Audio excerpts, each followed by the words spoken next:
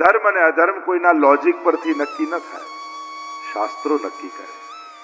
ગીતાજીમાં પણ ભાગવતજી ભગવાન કહે છે ને, ય શાસ્ત્ર વિધિ ઉત્સૃજ્ય વર્તતે કામકારત ન સિદ્ધિ વાપનોતિ ન સુખમ ન પરામ ગતિ. શાસ્ત્ર વિધિને છોડી જે મનોકલ્પિત રીતે ધર્મ કરે છે એને ન સુખ મળે ન પરમ ગતિ મળે. એટલે મને આવું ગમે એટલે હું તો આમ કરું, આ નબળો લોજિક છે. ભગવાનને જે ગમે એ હું કરીશ, ભગવાને જે કહ્યું છે હું કરીશ, એ શ્રેષ્ઠ પક્ષ. અને ઘણી વાર આપણે જ આપણા મનને ખોટા ખોટા લોજિક આપીને છેતરી દેતા હોય. અને એમાં પણ આ 2-3 વાક્યોનો તો એટલો બધો દુરુપયોગ આપણે બધા કરીએ છીએ, અને એને કારણે વાપરીને જે ફાવે કરવાની આપણને છૂટ મળી જાય. એક પહેલું વાક્ય એ કહીએ, ભગવાન તો ભાવના ભૂખ્યા, જે કરો એ ચાલે. અને આ વાક્યનો તો જે દુરુપયોગ લોકો કરે છે, જે ના કરવું હોય ને એનો ફૂલ સ્ટોપ ક્યાં આવે? ભગવાન તો ભાવના ભૂખ્યા. હું તો એને પૂછું, તને કહી ગયા? તને પર્સનલી આવીને કહી જાય તો કઈ ના કરીશ. જ્યાં સુધી નથી કહી ગયા ત્યાં બધું વિધિ કરવી. અને બીજું, મારું દિલ ચોખ્ખું છે, હું કોઈને દુઃખ નથી આપતો, મારે ભગવાનને ભજવાની શું જરૂર છે? દિલ ચોખ્ખું તું કે છે, પડોશી પૂછ તો ખબર પડે. આપણે જ આપણું દિલ ચોખ્ખું કહી દઈએ. હજી તારું દિલ ચોખ્ખું નથી થયું, એ જ પ્રમાણ છે કે હજી તને ભગવાન પાસે જવાની ઈચ્છા નથી થતી. અને જયારે અંતઃકરણ પવિત્ર થઈ જાય ને, એ જીવ ભગવાનથી દૂર રહી જ ન શકે, સહજ એને આસક્તિ થાય. પણ કહેવાનો મારો અર્થ, આપણે જ આ સારા સારા વાક્યોના એવા દુરુપયોગ કરીએ છીએ અને એટલી બધી છૂટ લઈ લઈએ છીએ. એક ભાવના ભૂખ્યા આ મહાવાક્ય બોલી બધા ગ્રંથો અમારે બંધ કરીને મૂકી દેવા પડે. અને એટલા માટે પોતાની જાતને ન છેતરો. ભગવાન ભક્તના ભાવના ભૂખ્યા છે. આપણે જે ભક્ત ક્યાં બન્યા છે? આપણે બધા તો ભક્ત બનવાની પ્રોસેસમાં છે. હા, તમે નરસિંહ મહેતા બની જાઓ, તમે મીરા બની જાઓ, સુરદાસ કુમનદાસ બની જાઓ, પછી તમે કાંઈ નહીં કરો તો ચાલશે, પછી ભાવના ભૂખ્યા છે. ભક્ત ના, આપણે ભક્ત થયા નથી. જે દિવસે ભક્ત બની જઈએ પછી ભગવાન કોઈ શાસ્ત્ર ખોલીને તમને વાંચવાનું નહીં કહે, પણ એ ભક્ત બનવા માટે શાસ્ત્રોને ફોલો કરવા આવશ્યક છે. શાસ્ત્રોનો સાર સંભળાવો જેથી અંતઃકરણ વિશુદ્ધ થાય. ત્રીજો પ્રશ્ન કર્યો કે ભગવાન પરમાત્મા વિવિધ અવતારો લઈને પધારે છે, એ અવતારો વિશે અમને કહો.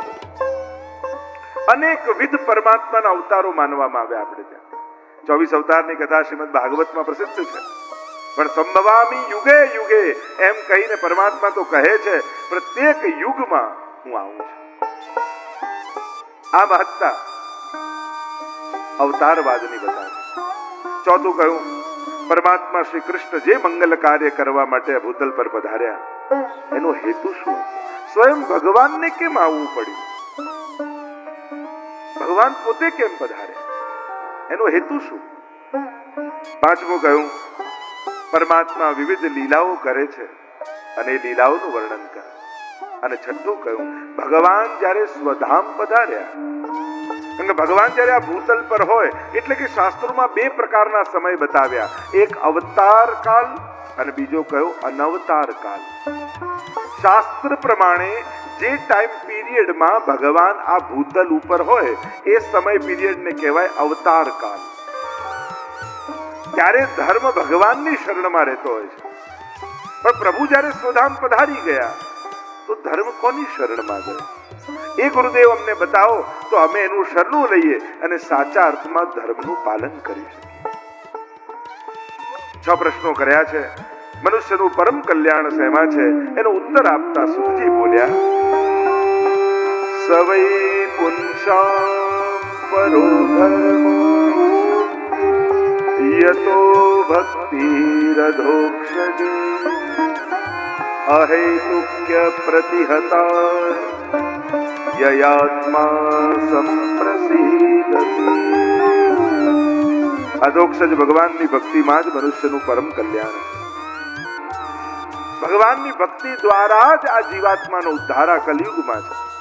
કારણ કે અન્ય સાધનો સર્વ માર્ગેષુ નષ્ટેષુ કલૌ ચ કલધર્મિણી પાષંડ પ્રચુરે લોકે કૃષ્ણ એવ ગતિર્મમ.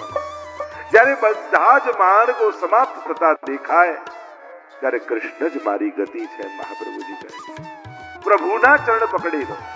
મહાપ્રભુજી કેટલો સુગમ અને સરળ માર્ગ આપણને આપ્યો છે કે ક્યાંય ભટકવાની ને ફાફા મારવાની કાંઈ જરૂર નથી. બ્રહ્મ સમન લે ઠાકોરજી પુષ્ટાવ અને સીધા પ્રભુ સાથે તારો સંબંધ જોડી દે. પ્રભુની ભક્તિમાં તું લાગી જા.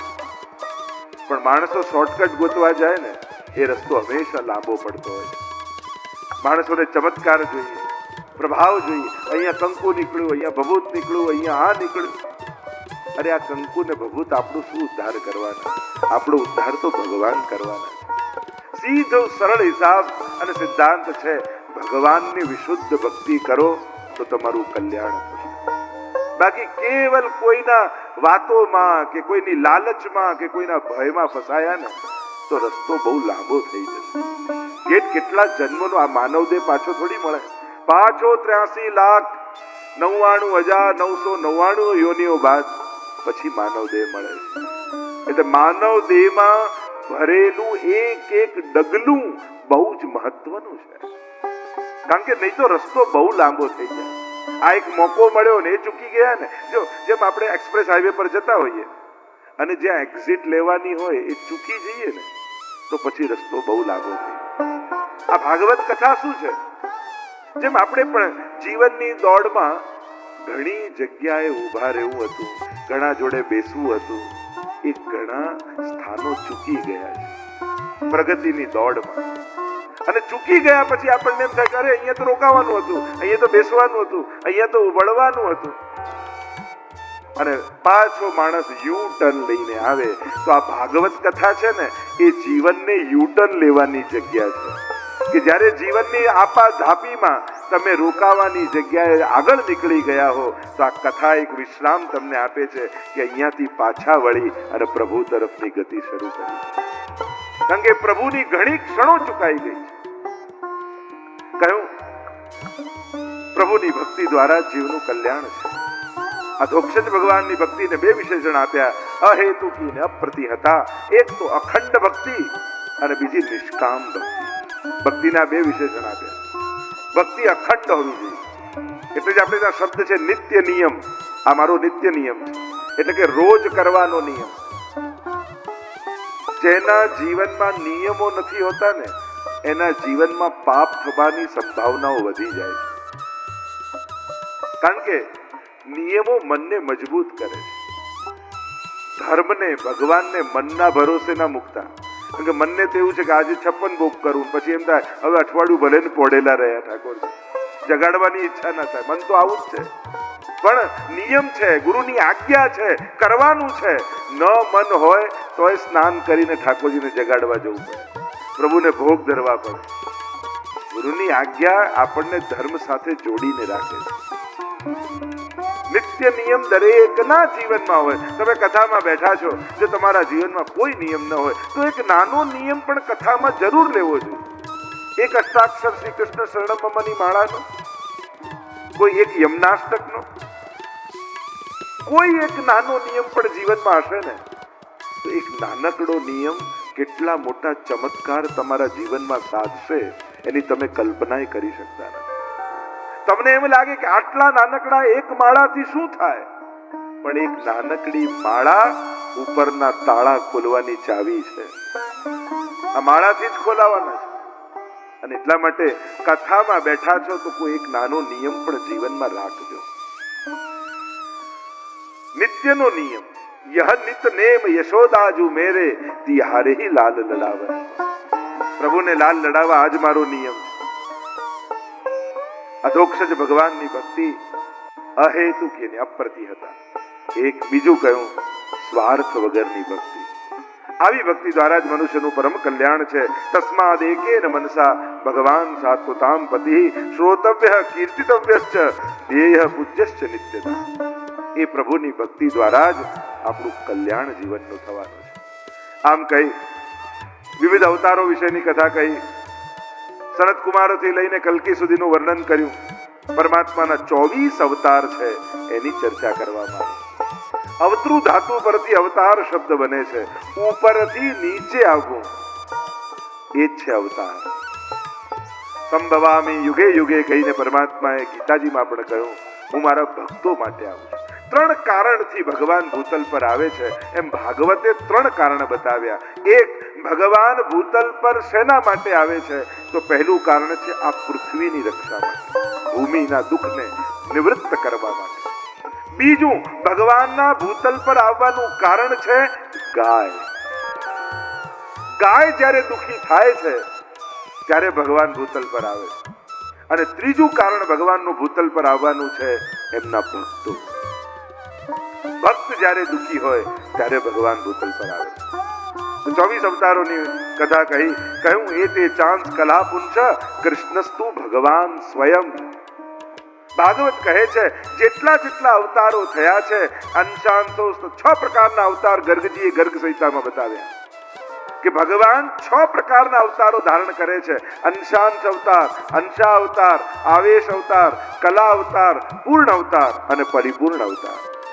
આ 6 પ્રકારના ભગવદ અવતારો થાય છે. અને એટલે જ આપણે ત્યાં દરેકની એક વિશિષ્ટ મહત્તા બતાવી છે. દેવતા, અવતાર અને પરમાત્મા, આ ત્રણેયની વિભિન્ન કક્ષાઓ છે. આપણે એમ કહીએ ને, ગમે તેને ભજો, જવાનું તો એક જ ઠેકાણે છે ને, આ બિલકુલ અશાસ્ત્રોક્ત વાત છે. ગીતાજીમાં ભગવાન એમ કહે છે જેને ભજો છો એને પામો છો.